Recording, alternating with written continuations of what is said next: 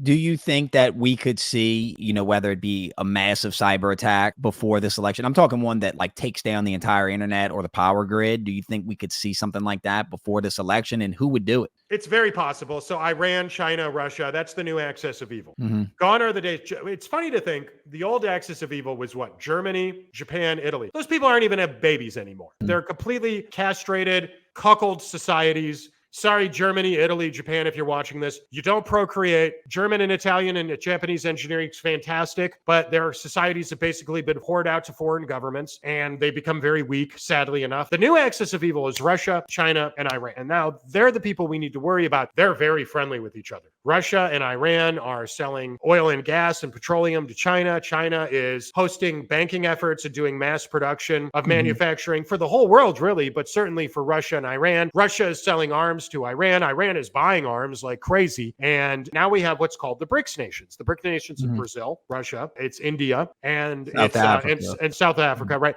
And there's more countries joining by the day. Yeah. Expect that to become more, expect Turkey to become a big part of it.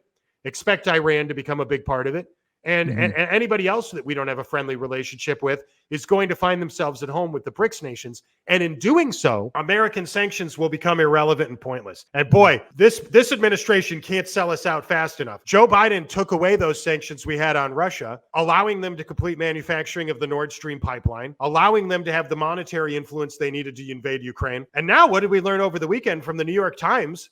The CIA had 18 bases in Ukraine dating back to 2014. We are the Ukraine war. Ukraine is the 51st state. Yeah. And we're funding them. That's not going to end anytime soon. This is World War III. This is the beginning of the end. We're there. When historians look back on this, they will look back on it and they will say World War III probably started in, February of 2022? Is that when Russia invaded? Right. So we're 2 years now into the war. Yemen, Israel's involved. Venezuela's about to invade Guyana. Guess who Venezuela's friendly with? All the BRICS nations. So that's it. That's the future. And oddly enough, you wonder what happens with Brazil and India and all this, because we're still friendly with Brazil. We're still friendly with India, but they've gotten off the dollar standard. Smart, but smart for them, bad for us. What comes next? What comes next is a great question. But I always like to point this out to people. Nobody called it World War II until it was almost over. Roosevelt didn't call it World War II until 1945. And they didn't call it World War I until World War II was a thing. It was just called the Great World War, and they didn't call that till years after it started. When Franz Ferdinand was assassinated, believe it or not, a German